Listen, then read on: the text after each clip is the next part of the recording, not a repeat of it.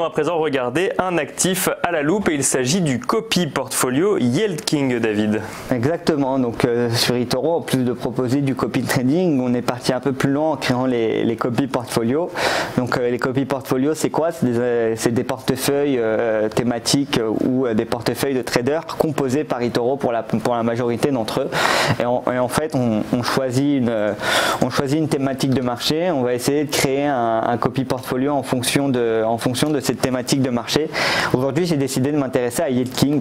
Donc Yield King, comme son nom l'indique, c'est un copy portfolio créé spécialement pour rechercher justement de dividendes. C'est un copy portfolio qui n'est pas créé par les comités d'investissement eToro, mais qui est créé par un partenaire financier d'eToro.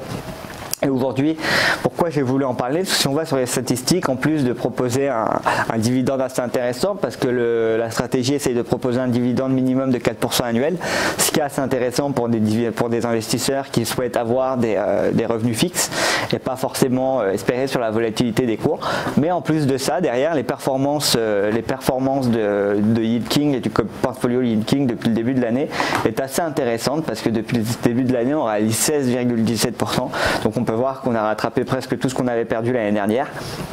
Et donc ça peut être doublement gagnant.